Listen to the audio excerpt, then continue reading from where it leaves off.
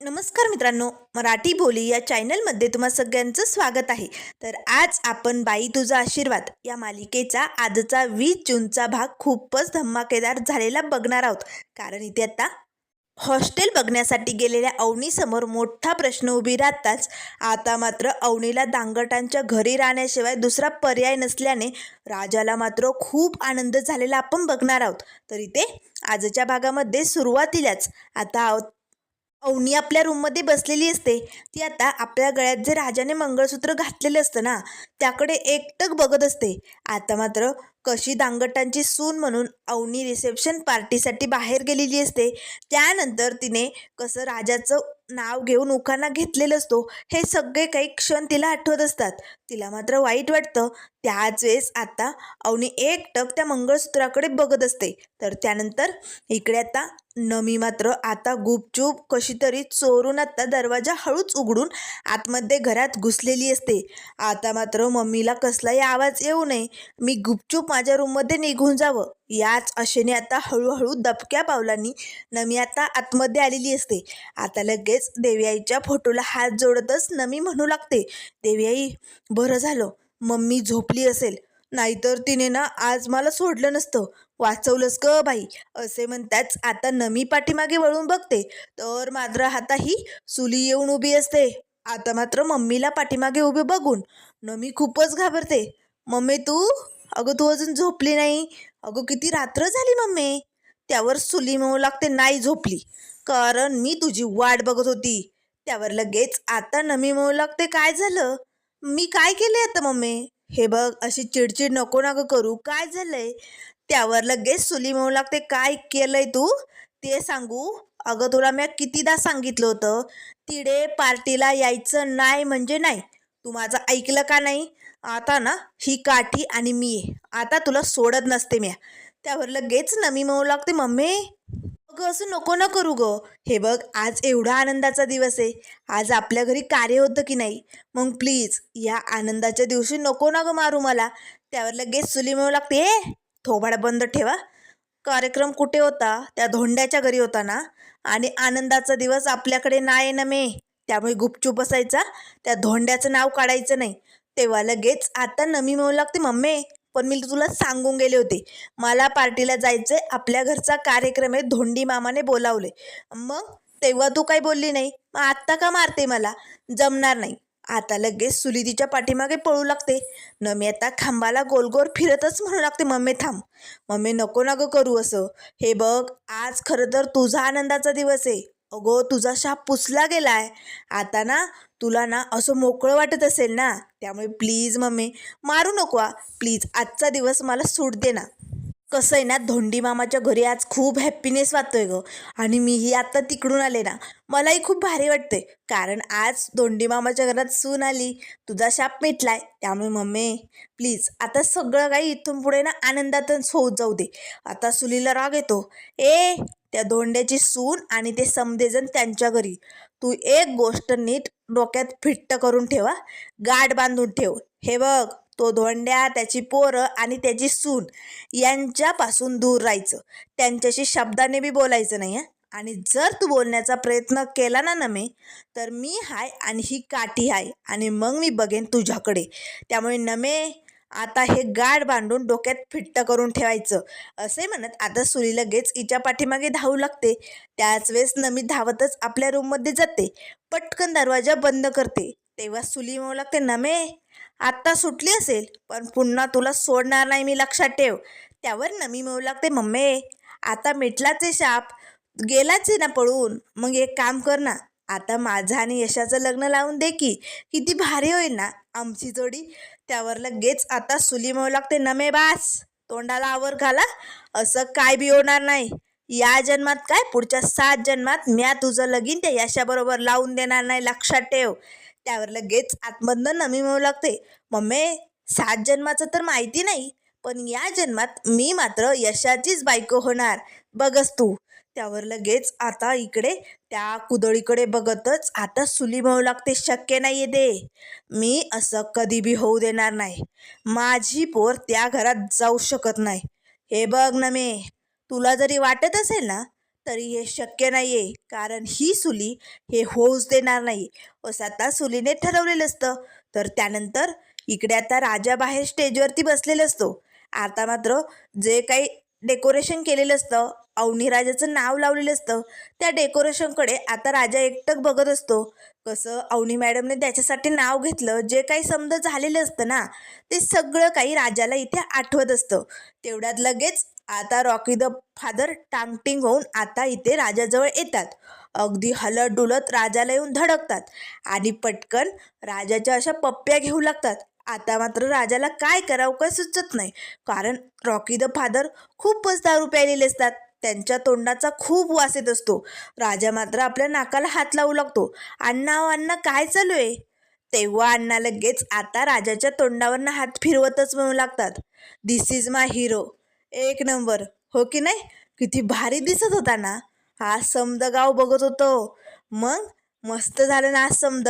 लय आनंद झालाय मला, फक्त तुझ्यामुळे. म्हणून तुला थँक्यू म्हणायला आलोय. लगेच अण्णा आता घट्ट राजाला मिठी मारतात. थँक्यू थँक्यू, हे फक्त तुझ्यामुळे झालंय. हा हॅपीनेस तुझ्यामुळे आलाय असे म्हणत अण्णा आता राजाच्या पुन्हा पप्प्या घेऊ लागतात. तेव्हा राजा म्हणू लागतो, हो अण्णा, अहो काय करायलाय तुम्ही? अहो दूर व्हा की. असं कुठे कोणी थँक्यू म्हणतं का? सोडा बरं मला. त्यावर लगेच अण्णा म्हणू लागतात, अरे पोरा, धिस इज अण्णा आज लय खुश आहे. कसं आहे ना, या घरात सुनबाईचं पाऊल पडलंय ना, त्यामुळे त्या कावळीचा शाप खोटा ठरलाय आणि आपल्या घराला बाईचा आशीर्वाद मोठा लागलाय.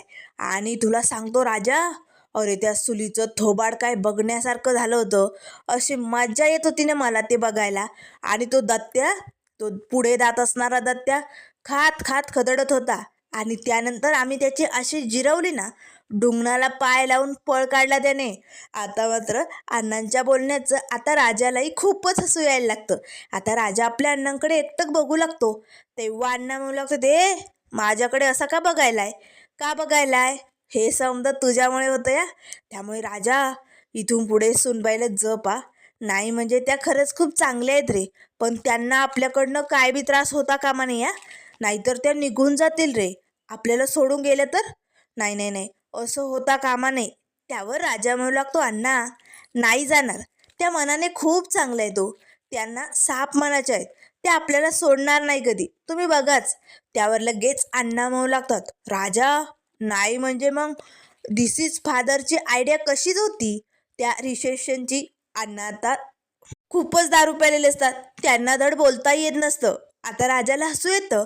अहो अण्णा, रिसेप्शन म्हणतात त्याला. तेव्हा अण्णा म्हणू लागतो, दे तुम्हाला इंग्रजी शिकवणार आहे का? माझ्यापेक्षा फास्ट लँग्वेज कुणालाच येत नाही. बरं सांग, कसं झालं मग रिसेप्शन? तेव्हा लगेच राजा म्हणू लागतो, लय भारी, लय आवडलं मला, एक नंबर भारी. तेव्हा अण्णा म्हणू लागतो, दे मग समधी जल्लद तयारी माझी होती. हा डिसिजन ओनली ओन माझा होता. त्यामुळे राजा, समदे गाववाले लय खुश झाले बरं का. अगदी पोटभर जेवण करून गेले. समदेजण सुनबाईकडे बघत होते. पण राजा, तुला एक सांगतो, नाही म्हणजे तुझा जरा स्वभाव चिडका आहे ना, तुला राग तेव्हाच येतो. पण मी सांगतो ते लक्षात ठेवा. तुझा जो मेन इगो आहे ना, तो बाजूला ठेवायचा आणि सुनबाईला जीव लावायचं, तिच्याशी प्रेमानेच वागायचं. जर तुझा हा मेन इगो मध्ये आला आणि जर आपल्यामुळे सुनबाईला काही त्रास झाला ना राजा, मग तुझी या अण्णाशी गाठी लक्षात ठेवा. त्यामुळे तुला सांगतो, नीट वागायचं प्रेमाने, त्यांना कसली बी कमी पडू द्यायची नाही. त्यांची स्वप्न समधी पुरी करायची, कारण त्यांचं घरदार सोडून आलेत रे त्या. त्यामुळे प्लीज तेवढी काळजी घेशील ना? तेव्हा राजा म्हणू लागतो, हो अण्णा, मी नक्कीच काळजी घेईल, तुम्ही नका टेन्शन घेऊ बरं. आणि चला तुम्ही जा झोपायला, किती उशीर झालाय. आता अण्णा निघालेले असतात. तेव्हा लगेच ते पुन्हा थबकतात आणि अशी चुटकी वाजवून बोट दाखवत म्हणू लागतात, ए राजा, माझं बोलणं लक्षात ठेवायचं. जर सुनबाईला तुझ्यामुळे काही तकलीफ झाली ना, तर हा अण्णा आणि मग तू लक्षात ठेव, असा ठेचून काढेल ना तुला. येतंय ना लक्षात? बरं बरं ठीक आहे, आत्ता नाही ठेचणार, तुझ्यामुळे समज झालंय ना. थँक्यू हा. असे म्हणत आता लगेच डुलत डुलत अण्णा तिकडनं निघून जातात. तेव्हा राजा आता देवयाईकडे बघतो. देवयाई, अगं बघतेस ना काय चालू आहे तू? अण्णांचं हॅपीनेस बघून मलाही खूप हसायला आलं ग देवीआई. आमच्या घरात समजा काही तुझ्या कृपेनेच चाललंय. पण प्लीज देवीआई, आमच्याकडे लक्ष ठेव ग. नाही म्हणजे असा काहीतरी चमत्कार कर की ज्यामुळे अवनी मॅडम कायम इकडेच राहायला पाहिजे. कारण तुझ्या जर मनात असेल ना, तर देवीआई लवकरच आमचा संसार सुरू होईल आणि अगदी छान फुलेल. लक्ष देशील ना देवीआई? तुझ्यावर सोपवलंय बरं का आता समद काही. असे आता राजा देवीआईशी बोलत असतो त्याच वेळेस यशादादा येतो. काय रे राजा, कुणाशी बोलतोय तू? राजा पटकन आता खिशातनं मोबाईल काढतो. नाना, अहो नाना सकाळीच येतो गाडी घेऊन. हो आता रात्री उशीर झालाय ना, सकाळी सकाळी तुमच्या घरी गाडी पोच झाली म्हणजे बास ना. असे फोनवर बोलत आता राजा तिकडनं निघून जातो. तेव्हा यशादादाला प्रश्न पडतो. यशादादा आता मनाशीच म्हणू लागतो, राजाचं नेमकं काय चालू आहे? या धनराजच्या मनात काय आहे ना तेच कळत नाही. कधी असं वाटतं की हे लग्न खोटं आहे म्हणून हा टेन्शनमध्ये, आणि त्याच्या चेहऱ्यावरचा आनंद काहीतरी वेगळंच सांगतोय. राजाला विचारावं लागेल नेमकं त्याच्या मनात काय चाललंय ना, हे जाणून घ्यावंच लागेल असं आता यशादादांनी ठरवलेलं असतं. तर आता आतमध्ये राजा येताच आता अवनीच्या रूमचा दरवाजा ठोठावू लागतो. अवनी मात्र आता चिडलेलीच असते. ती रागाच्या भरात ओढते आणि दरवाजा उघडते. तेव्हा राजा आतमध्ये येतो. आता तो आणखीन अवनीजवळ येणार तेच अवनी म्हणू लागते, बास तिकडेच थांब. तिथूनच काय बोलायचंय ना ते बोल आणि निघ इकडनं. तेव्हा लगेच आता राजा म्हणू लागतं, मॅडम अहो चिडचिड करू नका ना. नाही म्हणजे खरं तर ना मी थँक्यू म्हणायला आलो होतो. कसं आहे ना, आज तुम्ही आमच्यासाठी जे काही केलं ना ते खूप मोठं होतं. खरंच तुमची इच्छा नसताना, तुमच्या मनात नसताना तुम्ही एवढं समज केलं ना, त्यासाठी तुमचे आभार मानायचे होते. तेव्हा अवनी रागानेच राजाकडे बघते. ए राजा, मी किती वेळा सांगितले तुला, हे समज मी तुझ्यासाठी नाही केलं, तुझ्या फॅमिलीसाठी, तुझ्या घरच्यांसाठी केलंय. लक्षात येतंय ना? तेव्हा राजा म्हणू लागतो, अहो मॅडम ठीक आहे ना, त्यांच्यासाठी काय केलं आणि माझ्यासाठी काय केलं, एकूण एकच झालं ना. पण मॅडम तुमचं मन खूप मोठं आहे. आज तुम्ही नवरीसारखं नटून थटून समध्या गावासमोर आलात, रिसेप्शन पार्टीमध्ये नाव घेतलं, उखाणा घेतला आणि आमच्या अण्णांनी किती मोठा घाट घातला होता ना. सगळ्या गावांसमोर तुम्ही आज आमची इज्जत वाचवली. खरंच दुसरं काहीच नाही, थँक्यूच म्हणायचं होतं. तुमचे आभार कसे मानावे ना तेच कळत नाही. तेव्हा अवनी म्हणू लागते, झालं झालं का, बोलून झालं का? त्यावर राजा म्हणू लागतो, पण मॅडम देवीआईची शपथ घेऊन सांगतो नाही म्हणजे मला ना खरंच माहिती नव्हतं अण्णा आणि माझी ही भावंड असं काही घाट घालणारे, एवढं समजा घडणारे मला खरंच माहिती नव्हतं. नाहीतर मी हे सगळं होऊच दिलं नसतं. खरंच आमच्या अण्णांची ना गोष्टच वेगळी. त्यांना जर काही करायचं असेल ना ते असं भरभरून करतात, आणि ते बी कुणाला न कळवता, आणि म्हणूनच मला माहिती नव्हतं. तेव्हा अवनी म्हणू लागते, हो तुमचे अण्णा तुझे भावंड काय करतात याचा तुला काही अंदाज नसतो, आणि मग जे काय होतं ते अगदी वाढतच जातं. सांग ना, असंच होतंय ना? अरे मी तुझ्याबरोबर आल्यापासून जे काय होतंय ना ते वाढवच होतं, एवढं लक्षात ठेव राजा. तेव्हा राजा म्हणू लागतो, मॅडम आता जे होतंय त्यात माझी काय चूक आहे? आता तुमचं लग्न त्या खोटक्या विमानाशी होत होतं, मग तुमचे घरचे तुमचं ऐकत नव्हते म्हणून मी तुमची मदत केली. अहो माझ्या जीवावर बेतलं, मी त्या खोटक्या विमानाला किडनॅप पण केलं होतं तुमच्यासाठी ना. त्यावर लगेच अवनी म्हणू लागते, हो मग आता तुला जड जातंय काय ते सगळं? त्यावर राजा म्हणू लागतो, नाही मॅडम, अहो मला तसं नाही म्हणायचंय. हे बघा, तुमची स्वप्न तुम्हाला पूर्ण करायची की नाही, तुमचं करिअर तुम्हाला उभी करायचंय, आणि जर त्या खोटक्या विमानाशी तुमचं लगीन झालं असतं ना, तर मग तुमची स्वप्न अधुरी राहिली असती हो. त्यामुळे मॅडम म्हणून मी तुमची मदत केली एवढंच, बाकी दुसरं काहीच नाही. तेव्हा अवनी म्हणू लागते, अरे बापरे, माझ्या स्वप्नांची एवढी कदर आहे ना तुला? मग आता का मागे पुढे बघतोय? उद्या सकाळीच आपण लगेच हॉस्टेल बघायला जाऊया. मला इकडे आता गुंतून पडायचं नाहीये राजा, मला माझी स्वप्न पूर्ण करायची. तेव्हा राजा म्हणू लागतो, मॅडम अहो मग तुम्ही इकडे राहा की. अहो माझी भावंड आणि आम्ही समधे तुम्हाला मिळून मदत करू, तुमची स्वप्न नक्कीच पूर्ण करू शकता इथे राहून तुम्ही. त्यावर अवनी म्हणू लागते, राजा मला तुझी बायको म्हणून इथे गुंतून पडायचं नाहीये, सकाळीच आपण हॉस्टेल बघायला जाणार म्हणजे जाणार. तेव्हा राजा म्हणू लागतो, मॅडम पण उद्याच आपण कसं जाऊ शकतो? त्यावर अवनी म्हणू लागते, बास मला आता काही ऐकायचं नाहीये, तू जाऊ शकतोस. आता राजा लगेच तिकडनं बाहेर निघून येतो. राजाला जरा टेन्शनच आलेलं असतं, कारण जर मॅडम खरंच उद्या घर सोडून गेल्या तर, असे असंख्य प्रश्नामुळे आता त्याची भीती वाढलेली असते. त्याच वेळेस आता राजा रूमच्या बाहेर येतो, दरवाजा बंद करतो. पाठीमागे वळून बघतो तर आता यशोदादा रागानेच लाड बडक होऊन आता राजाकडे बघत असतो. राजा घाबरतो.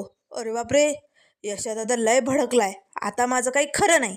त्याच वेळेस यशोदादा म्हणू लागतो, राजा चल पटकन, मला तुझ्याशी एकांतात बोलायचंय. राजा म्हणू लागतो, यशोदादा अरे पण इथे कुठे बोलणार आहोत आपण? त्यावर लगेच यशोदादा म्हणू लागतो, किचनमध्ये ये चल. आता लगेच यशोदादा पुढे निघून जातो. तेव्हा राजा मनाशीच म्हणू लागतो, देवी आई, अगं एकट्या जीवाला किती त्रास देणार आहे तू? अरे बापरे, यशोदादा आता काय माझी खैर सोडणार नाही. लय भीती वाटायला लागली. ट्रस्ट वाढलाय देवी आई माझा. आता राजा लगेच किचनमध्ये येतो. आता यशोदादा आताची घडी घालून उभी असतो. राजा तुझं काय चाललंय, मला कळेन का? आता लगेच राजा पटकन हंड्यातनं तांब्याभर पाणी घेतो. यशोदादा तर या राजाकडे बघूच लागतो. तेव्हा राजा म्हणू लागतो, सॉरी हा, नाही म्हणजे ना खूप दगदग झाली ना आज, तगमग झाली जीवाची दिवसभर, थकल्यासारखं झालंय रे यशोदादा. असं वाटतंय एकदाचा अंथरुणावर पडावं आणि डोळे झाकावेत. आपण उद्या बोलूया का? खूप थकला असशील ना तू पण. चल चल. आता राजा निघालेलो असतो. तेव्हा यशोदादा म्हणू लागतो, मी वेडा आहे का? मला तुझ्याशी बोलायचंय, थांब इकडे. आता लगेच राजासमोर येतो. तेव्हा यशोदादा म्हणू लागतो, राजा अरे काय तुझ्या मनात चालू, नक्की सांगशील का? अरे तुझं आणि त्यांचं प्रेम नाहीये असं म्हणाल्या त्या, आणि तू मला काय सांगितलं? तुझं त्यांच्यावर लय प्रेम होतं म्हणून तू त्यांच्याशी लग्न केलं. हे लग्न खोटं आहे हे तर लपवलं, पण प्रेमही खोटं हेही तू खोटं सांगितलं राजा. मला हे अजिबात पटलेलं नाहीये. का केलंस तू असं? उत्तर दे लवकर, कारण तू जे सांगितलं आणि त्यांनी जे सांगितलं ना त्यात खूप फरक आहे राजा. तेव्हा राजा मला तो काय चुकीचं बोललो दादा मी? काय चुकीचं बोललो सांग ना. अरे माझं त्यांच्यावरती खूप प्रेम आहे. माझं एकतर्फी प्रेम चालू होतं निवांत, पण ऐन वेळेस आता या आयुष्यात अशी संकट आली ना, एका मागणे एक ट्विस्ट येतच गेले. आणि मग काय, त्या खोटक्या विमानाशी त्यांचं लग्न होऊ नये, त्यांचे स्वप्न पूर्ण व्हावेत म्हणून मी त्यांची मदत केली. माझ्या मनात दुसरं काहीच नव्हतं. आणि मग माझं प्रेम खरं होतं, पण एकट्याचा. त्यांचं माझ्यावरती प्रेम आहे असं मी कधी म्हणालो दादा? नाही म्हणालो ना. मग त्यावर लगेच यशोदादा म्हणू लागतो, अरे राजा तुझं जरी प्रेम असलं तरी हे लग्न खोटं आहे ना. त्यावर राजा म्हणू लागतो, हे बघ यशोदादा, आम्ही तिकडनं पळालो आणि थेट पोलीस स्टेशनला गेलो. मला पोलिसांनी सांगितलं की लग्नाशिवाय दुसरा पर्याय नाही आहे, आणि त्यावेळेस मॅडमचं त्या खोटक्या विमानाशी लग्न होऊ नये म्हणून मी हा डिसिजन घेतला. पण दादा प्लीज थोड्या वेळ माझ्यावर विश्वास ठेव, थोडे दिवस, समजा काही ठीक होणार आहे. त्यावर लगेच आता दादा म्हणू लागतो, अरे राजा पण तोपर्यंत त्यांना इथे डांबून ठेवणार आहोत का आपण? अरे जेव्हा उद्या गावाला कळेल, सुलू आत्याला कळेल, तेव्हा आपल्या घराची काय इज्जत राहणार आहे? लोक छितू करतील आपल्या तोंडावर, एवढं लक्षात येतंय का तुझ्या? त्यावर राजा म्हणू लागतो, दादा असं काही बी होणार नाहीये. त्या हे घर सोडून जाणारच नाही, मला माहिती आहे. मला थोडा वेळ दे दादा, समजा काही ठीक करणार आहे मी. आणि दादा या सगळ्यात देवी आईचा पाठिंबा आहे आपल्याशी. तुझा देवी आईवर विश्वास आहे ना, मग समजा काही ठीकच होणार आहे. काळजी करू नको, चल झोपून घे. आता राजा लगेच बाहेर येतो आणि अंथरुणावरती पडतो. आता धन्याचं बॅग भरायचं काम चालू असतं आणि पानू मात्र मस्त पंखा नीट करत असतो.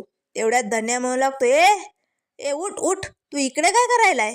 तुला इथे कोणी झोपायला सांगितलं? जा वहिनींच्या रूममध्ये तिकडे जाऊन झोप, तुझी तिकडे सोय केली ना, चल जा.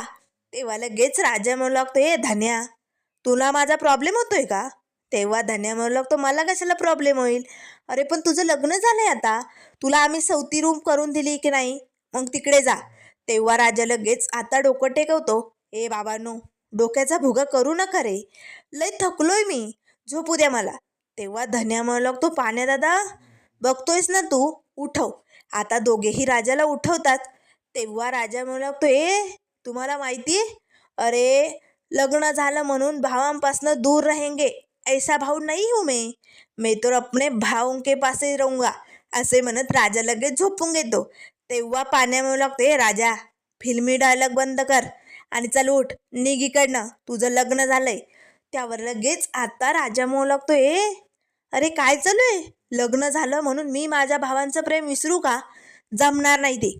तेव्हा लगेच पाण्या म्हणू लागतो, राजा नेमकं काय चालू आहे तुझ्या मनात? नाही म्हणजे वरती स्टेजवर रिसेप्शनसाठी होता ना, तेव्हा बी हसत नव्हता, अगदी ट्रस्टमध्ये होता, कसलं टेन्शन आलंय तुला? लवकरात लवकर सांग. आता धन्याही त्याला जाब विचारू लागतो.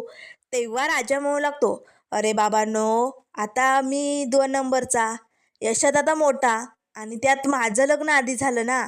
मला ते बरोबर वाटत नाही, याचंच टेन्शन आलंय. तेव्हा धन्या म्हणू लागतो, येड पांघरून पेडगावला नेतो का आम्हाला? चल, खोटं बोलू नको. या घरात निर्लज्ज माणूस कोण आहे पाण्या दादा, सांग रे. त्यावर लगेच पाण्या म्हणू लागतो, या दांगटांच्या घरात 1 नंबर निर्लज्ज माणूस हा राजा आहे. तेव्हा राजा म्हणू लागतो, माहिती आहे मला. चला झोपू द्या मला, कटकट करू नका. त्याच वेळेस आता राजा झोपतो. आता हे दोघंही भावंड त्याला उठवत असतात. तेव्हा यशोदादा येतो. त्यावर लगेच धन्या आणि पाण्या म्हणू लागतो, यशोदादा, आता तूच सांग बरं, याने कुठे झोपायला हवंय? हा माझ्या जागेवर झोपलाय, याला आतमध्ये पाठव. यशोदादा या दोघांवरती ओरडतो, त्याला जिथे झोपायचंय ना तिथे झोपू द्या, आणि आरडाओरडा अजिबात करू नका. तेव्हा धन्या म्हणू लागतो, यशोदादाला काय झालंय? हा प्रत्येक वेळेस राजाची बाजू घेतो, आपलं काही ऐकूनच घेत नाही. तेव्हा यशोदादा म्हणू लागतो, सांगितलं ना, आवाज येता कामा नये, गुपचूप झोपून घ्या. आता लगेच तिघेही गुपचूप झोपून घेतात. यशोदादा वरती पलंगावरती झोपलेला असतो. झोपलेला म्हणजे बसून आता या तिघांकडे डोळे फाडून बघत असतो. त्याच वेळेस आता राजा लगेच आपली नजर यशोदादाकडे फिरवतो. यशोदादाने मोठाले डोळे करून राजाकडे बघितलेलं असतं.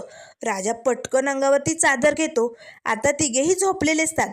तर त्यानंतर दुसऱ्या दिवसाची सकाळ होते. सकाळी सकाळी अवनी आता आंघोळीसाठी आपले कपडे घेऊन रूमच्या बाहेर पडते. आता रूममधनं बाहेर येताच या तिघा भावंडांचं झोपणं बघून अवनीला तर धक्का बसतो. कारण आता राजामध्ये झोपलेला असतो. धन्याने त्याला घट्ट मिठी मारलेली असते. राजाच्या अंगावरती पाय टाकलेले असतात. आणि पाण्या, त्याने तर असे कॉटवरती उंच पाय केलेले असतात. कोण कसं झोपलंय ना हे बघून अवनीला जरा विचित्रच वाटतं. अवनी आता राजा राजा असा हळूच आवाज येते. राजाचं 1 नाही 2 नाही, तिघेही बिनगोर ढोरत पडलेले असतात. तेवढ्यात यशोदादा येतो. काय झालंय, काही हवंय का? तेव्हा अवनी म्हणू लागते, नाही म्हणजे मला आंघोळीला जायचं होतं ना. त्यावर लगेच आता यशोदादाचं लक्ष या 3 कार्ट्यांकडे जातं. तेव्हा लगेच यशोदादा म्हणू लागतो, पाण्या पाण्या, अरे नीट झोप, कसा झोपलाय तू? पाय खाली घे. पाण्या आता पलंगावरचे पाय खाली घेतो आणि लगेच राजाच्या अंगावरती टाकतो आणि राजाला घट्ट मिठी मारून झोपतो. आता मात्र यशोदादालाच लाज वाटते. यशोदादा पटकन आता चादर घेतो आणि तिघांच्या अंगावरती टाकतो. तुम्ही वाईट वाटून नका घेऊ, चला तुम्ही, मी तुम्हाला पाणी दिलंय गरम, चला चला. आता लगेच अवनी किचनमध्ये येते. तेव्हा यशोदादा म्हणू लागतो, जा तुम्ही, नाही म्हणजे कसं आहे ना, गरम पाणी दिलंय तुम्हाला, तुम्ही जाऊन फ्रेश होऊ शकता. तेव्हा अवनी म्हणू लागते, यशोदादा, नाही म्हणजे कोणी गेलं नाही आहे ना? तेव्हा यशोदादा म्हणू लागतो, नाही नाही, अजून तरी कोणी उठलं नाही ना, नाही तुम्ही जा बिनधास्त. त्याच वेळेस यशोदादा म्हणू लागतो, नाही म्हणजे 1 मिनिट, मला तुमच्याशी बोलायचं होतं. थँक्यू काल खरंच तुम्ही ना खूप मोठं मन करून जे केलंय ना ते कोणीच करू शकलं नसतो. खूप खूप थँक्यू. तेव्हा अवनी म्हणू लागते, अहो हाच का जोडताय तुम्ही?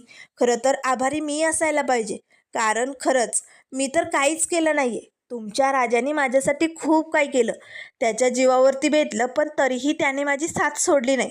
अजून तो माझी साथ देतोय. त्यामुळे खरंच यशोदादा, असा हात जोडून मला लाजू नका हो. खरं तर तुम्हाला सांगते, तुमचं हे घर खूप भारी आहे. माझ्या बाबांनी, भावानी, विवानी तुम्हाला एवढा त्रास दिला, पण तरीही तुम्ही प्रेमाने माझा स्वीकार केला, माझं स्वागत केलं, मला हवं नको ते सगळं बघितलं. खरंच मला तुमचे स्वभाव खूप आवडले. अशी माणसं मी नाही बघितली हो.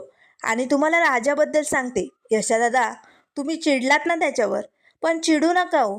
ह्यात ना त्याची काही चूक नाही आहे. खरंच खूप निर्मळ मनाचा आहे, अगदी साधा आहे राजा. त्याचं ना त्याच्या कुटुंबावर, तुमच्यावर खूप प्रेम आहे. तुमच्यासाठी तो काहीही करू शकतो. कदाचित त्याने हे माझ्यासाठी केलं आहे की तुमच्यासाठी केलं आहे ना, हे तरी अजून कळलं नाही. पण यात ना चूक माझीही नाही आहे, राजाचीही नाही आहे, आणि तुमची पण नाही आहे. खरं तर चूक परिस्थितीची आहे. पण दादा, तुम्ही त्याच्यावरती चिडू नका. मी त्याच्या वतीने ना तुमची माफी मागते. खरं तर ना, काल मी जे केलं ना ते राजासाठी केलं, कारण त्याचे माझ्यावरती खूप उपकार आहे. माझ्यासाठी त्याने खूप मोठी रिस्क घेतली. त्यामुळे प्लीज दादा, त्याला माफ करा. तेव्हा लगेच आता यशोदादा म्हणू लागतो, अहो अवनी, तुमचा निर्मळ स्वभाव बघून ना मला लय भारी वाटतंय. हा तुमचा स्वभाव लय भारी. बरं बरं ठीक आहे, तुम्ही ना तुमची स्वप्न पूर्ण करा. तुम्हाला काय बी अडचण येणार नाही. आली तर आम्ही समधी भावंड मिळून तुमची नक्की मदत करू. तुम्ही इकडे राहू शकता, इकडनं जाऊ नका फक्त. अवनी आता लगेच दादाकडे बघू लागते. त्याच वेळेस यशोदादा म्हणू लागतो, सॉरी जरा जास्तच बोललो, जा तुम्ही फ्रेश होऊन घ्या, मी गवती चहा करतो. तेव्हा अवनी म्हणू लागते, थँक्यू, मला गवती चहा खूप आवडतो. अवनी आता लगेच आंघोळीसाठी बाहेर जाते. आता मात्र बाहेर हे जे रॉकी द फादर असतात ना, ते मात्र आता भडाभड उलट्या काढण्याचा प्रयत्न करत असतात. व्या व्या व्या व्या असा जोरजोराचा आवाज येत असतो. आता अवनी बाहेर येते. अण्णा काही तिला आडाच्या बाजूला बसलेले असतात, त्यामुळे ती दिसत नाही. तिला जोरजोराचा असा आवाज येतामुळे अवनी धावतच आतमध्ये येते. यशोदादा यशोदादा बाहेर काहीतरी आलंय, खूप जोराचा आवाज येतोय. यशोदादा धावतच बाहेर येतात आणि अण्णांचा आवाज ऐकून यशोदादाला धक्काच बसतो. अहो अवनी, ते आमचे अण्णा आहेत. ते जरा जास्त दारू प्यायले ना की असं पित्त काढतात सकाळी. थांबा, मी त्यांना थांबवतो. आता यशोदादा लगेच अण्णांना उठवतो. ओ अण्णा, थांबवा की हे सगळं. अहो तुमची सुनबाई घाबरली. तेव्हा अण्णा म्हणू लागतात, हो का, सॉरी या सुनबाई, नाही म्हणजे ते व्याव्या करणं सवय आहे ना. आता यशोदादा अण्णांना पुढे पाठवतो. अवनी आता आंघोळीसाठी जाते. तर इकडे राजाला आता झोपलेलो असतो. त्याच वेळेस बॅग घेऊन अवनी येते. राजाला उठवते. राजा, चल आता मी निघते, मला जावं लागेल. तेव्हा राजा म्हणू लागतो, मॅडम कुठे चाललाय तुम्ही, तुम्ही अशा आम्हाला सोडून जाऊ शकत नाही. तेव्हा अवनी म्हणू लागते, ए वेळ लागलाय का तुला, मी तुझ्या घरात गुंतून पडणार नाहीये, हे घे तुझं मंगळसूत्र. असं आता मंगळसूत्र राजाच्या हातात टेकवत अवनी लगेच घर सोडते. राजाला खडकन जाग येते. आता मात्र हे राजाच्या ट्रस्टमुळे टेन्शनमुळे त्याला पडलेलं स्वप्न असतं. पण राजा धांदरून जातो. रूममध्ये जाऊन बघतो तर मॅडमचा पत्ता नाही. आता तो लगेच पाण्याला धन्याला उठवतो. अरे अरे अवनी मॅडम नाही आहेत घरात, कदाचित त्या घर सोडून चालल्यात, उठा उठा लवकर. आता पाण्या धन्या समदेजण अवनीला शोधू लागतात. तर त्यानंतर मित्रांनो, पुढील भागामध्ये आपल्याला बघायला मिळेल. आता अवनीला शोधत असतानाच या दांगटाला बघून आता सुली मात्र कसं थैमान घालणार. पण ऐन वेळेस आता आंघोळ करून अवनी बाहेर येतात. सुलू आत्याचं कसं थोबाड बंद होणार हे सगळं आपण बघणार आहोत. पण इकडे आता रूममध्ये येताच अवनी राजावरती भडकते. अरे काय चालू आहे तुमचं, मला या घरात राहायला सांगतायत, पण कसं घर आहे, अरे कसे झोपता तुम्ही भावंड, कळतंय का तुम्हाला, मी या घरात नाही राहू शकत, चल मला हॉस्टेल बघायला जायचे, चल लवकर. आता राजा अवनीला हॉस्टेल बघण्यासाठी घेऊन येतो. आता हॉस्टेलमध्ये येताच अवनीला रूम भेटलेली असते, पण कागदपत्र करायचे असतात. तेव्हा त्या मॅडम म्हणू लागतात, हे बघा तुमचे समदे डॉक्युमेंट्स द्या आणि आधार कार्डचा नंबर हवाय, तरच तुम्हाला रूम भेटू शकते. आता मात्र लगेच अवनी म्हणू लागते, आधार कार्डचा नंबर नाही हो माझ्याकडे. त्याच वेळेस आता त्या मॅडम म्हणू लागतात, अहो पण तो लागतो नंबर, त्याशिवाय रूम कशी भेटेल. आता राजाला मात्र खूप आनंद होतो. देवी तुझं लक्ष आहे बरं का. आता कारण आधार कार्डचा नंबर नसेल तर मॅडमला रूम भेटणार नाही आणि मग त्यांना आपल्याच बरोबर आपल्या घरात राहावं लागेल. त्यामुळे राजाचा आनंद गगनात मावेनासा झालेला असतो. पण त्यानंतर आता पुढे काय काय होणार, आता अवनी आणि राजाचा संसार कधी सुरू होणार, पुढे काय काय ट्विस्ट असणार, हे सगळं आपल्याला बघायला मिळेल. त्यामुळे मित्रांनो, अशाच मालिकेंच्या अपडेट पाहण्यासाठी चॅनलला लाईक करा, सबस्क्राईब करा. व्हिडिओ पाहिल्याबद्दल धन्यवाद.